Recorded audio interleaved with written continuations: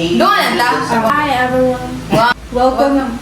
Hi everyone. Welcome to episode 2 of our Letter I Never Said. Last time we talked about the Why those people who don't worship God. So if you missed that episode, go back lang sa previous or naara sa YouTube channel. Today we're going to talk about Sibling hierarchies. we represent the level of hierarchy of our family. So I'm the youngest of my family. I'm the eldest of my family. I'm also the eldest.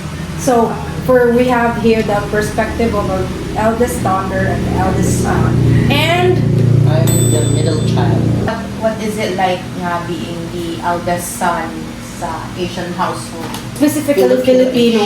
Sige, sa eldest daughter, what is it like growing up? Luis, kami permi niya, ikabilin sa gaas, sa bilin dire niya, bilin dito tagilas ng mama. So, ang responsibility of having a younger brother or a younger sibling. Bata, tagaan mo siya bugat na butang, mabugatan ba ang bata? So, pressure at the same time, di ka ka-enjoy. Pero, kailangan kayo nakalearn naman. Okay.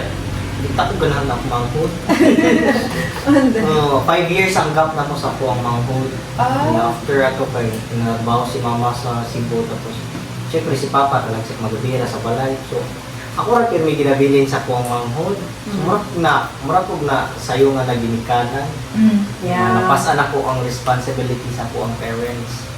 It's about the middle child. I really don't care about. Literally, I really have that mindset where it is what it is. Murag wala ra ka. Yeah. Ang mentality nga like na-felt ko na ko na loneliness ko. Kaya left out ka. Yeah. Murag yun ang mentality nga. Wala ra gid feedback sa world. So, as the youngest kay, actually pros and cons kay. Of course, ang cons kay di na kayo strict ang parents kay getting older naman sila, so lesson na kayo ang strict kay syempre youngest sad ka, but ang cons is mo ang naang attention, so sometimes good na compare ko na ko nga naatanan sa inyo kasi ito na bantayan, bawal ka ano. And also, I wish to have a sibling by manghod. Kaya naman ko sa una mo kasi may feeling na lang, makuha mo gusto ko mga classmate na gulaman sila sa mga sinina. Mag-poster yun ako, may feeling na gulaman ako sa sinina. Karoon noon, kasi ito, kuan siya, kay layo mami og gap. So, pag-graduate nila og college na anang tanan na kanang gano'n. What if hindi ko makagraduate pang time? Pressure po siya sa mga hubang. Pressure po, cons and cons.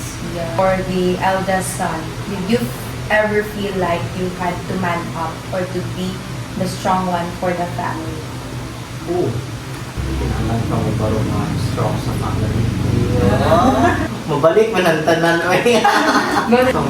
Siyempre, ato nga times 5 years old pero ko. So, ana nga times wa pa jud ko'y buot. Wala ko'y buot pero nanan ako ang responsibilidad nila nga. Ako nang timplaw gatas ako ang manghod. Lutuan ng manghod. What if dili ko kakuan, Hindi wala ka to do dili ko makatimplaw gatas, di mabas mo akong manghod. So kinahanglan ko mukuan nga halagid na ko ima trabaho na rin. Ako tawag obligasyon sa kuan. Inan ka nga, ayaw sige pag-build ka ng tanaw ng manghod. Nya.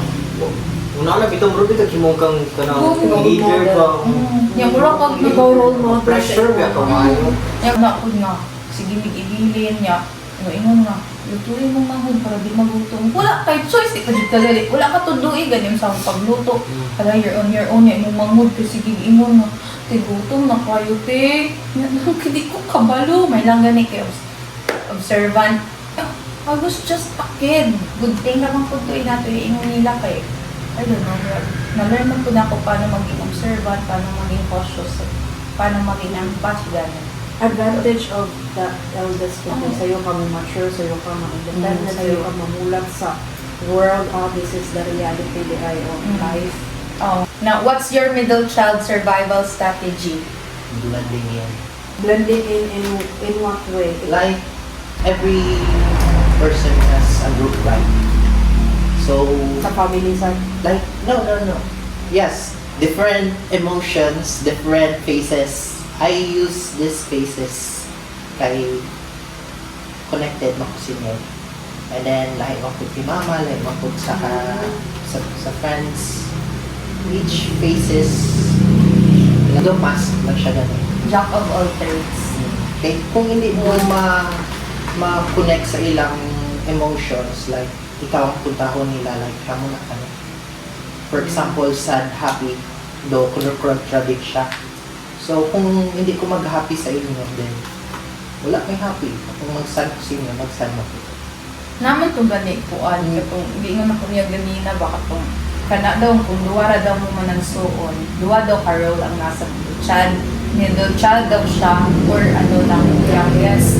Kaya marag sila ba na abangan kung may manghod ba or wala. Yeah, sa imong side kay kung baby ka na. Abi ni mo, manghod ka. So, in a way, naka-experience ka as the youngest. Youngest. Kaya dugay mo ka na manguran.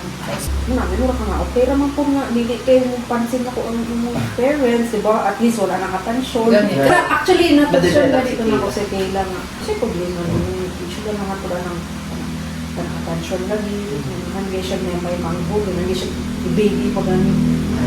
So, muna gina, basta manghod kay mo, dream nyo na sila ang kapay na yung manghod. So, anak ko niya, good nga. Salamat rin, bibi ako tin pagkabata ta nga na. Ano yung tanang atensyon nila kay Murag, I never tried Samot to be man kung good. ka-pressure ang eldest. Oh, that's Gets man kung ano naman siya, like phrases for tao nga maka-familiarize niya.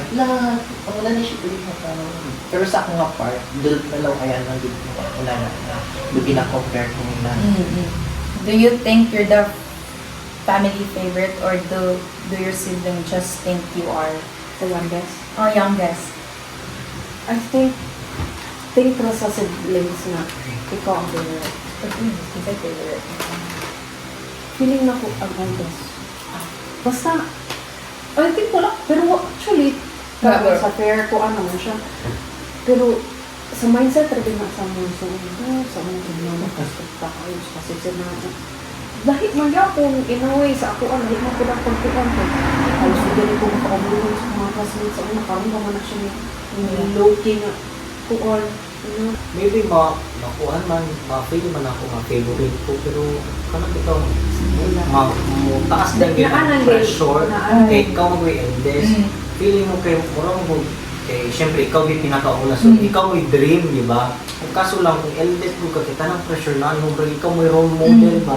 So di mo ma-appreciate nga, ikaw mawikuan, favorite. Ano mo kinsa sa to? Except ni Kayla. Katong kita lang mo. Feel sila, gating lang kung Kaya mo na din eh. equal ta. Equal sa dati. feeling na ko Nani lang learning ako Ako may murag middle child na mo. Kaya na, parang sarang ko isa ka guy Which is good. Ano lang naman papa na nila. Ay, gusto ko gani na nila. Kaya pala, guys, mag-free gani kayo. the different cycle when you get a child dapat siya may fulfill quality sila naman.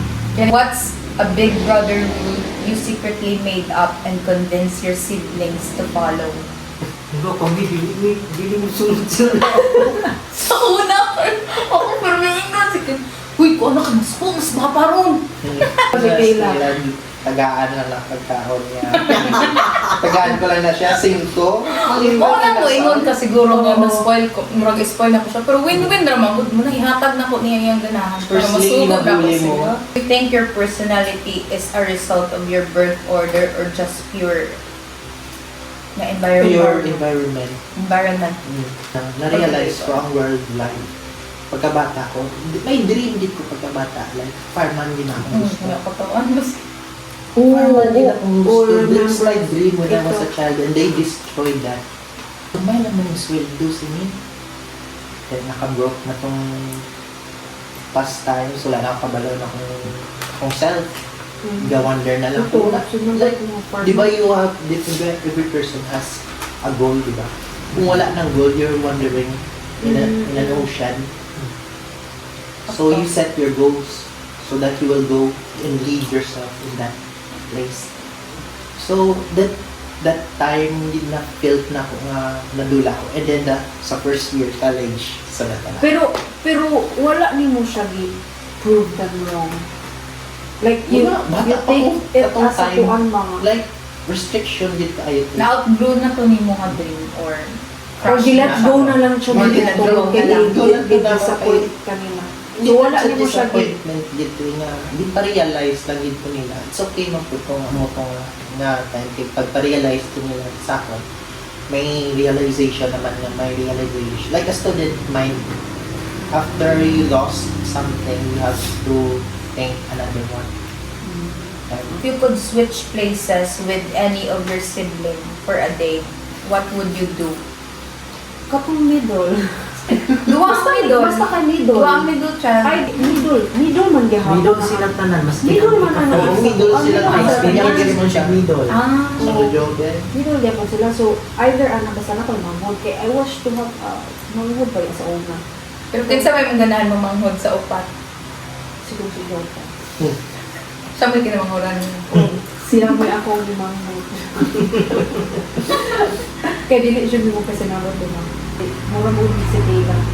Ako o si Dela. Siguro kung namangon ako siya, mababin na siya ko ano mamina siya ako. Pero siguro lisod po sa mga kalalaki. Hindi siya. Have you ever used your eldest card to get out of trouble or to get your sibling into it? Ikaw ang gusto dito. Ako malimtan kay, di ba, always ako like, butan nga kid. Bata pa may niya, nagbaka sa banago ba? I don't know kung makonsider niya. Nagdari naman sa adult ang tubig. Niya si Ken kay, nasa sa edge siya. Gisa ka man sa lamisa niya, nasa sa edge niya. Ana na sa bato yung tuyang. Tapos na lang siya Iyak mo. So, nilangoy siya sa baha. wala to yung nagsuspect na ako kay Wala to bukan kung ka ano like, ilang pang napasangin lang si Ken. Nakikitulog-tulog mga ikaw as a manghod to get out sa inyong trouble. Wala man. Most of my childhood kay di. Tungkol lagi kay layo kay Liga. So, pag high school na ako, nag-college na sila, so wala na sila din. Bata pa po kay, wala pa maraming doon. Pila di? Nasa pressure ko sa kamagulangan at sa mga Ang feel na ko, murag ang push, di ba? Mga mostly po na Middle naasa, with blind, naasa black middle sheep ang ang black middle. sheep po. Mga mostly po na naasa middle ang black sheep. Kita mo Kaya dead, maraman sila. Dahil Mama yung take away anak. Ako is kuon. There's a reason why pila ka na hierarchy sa inyong family. Because, you build ka ng maturity of mindset, you are independent, hindi ka easily ma-break muna ka mo, eldest mo. So, kung eldest pa si Ken makagad sa inyong decision. So, ako na lang.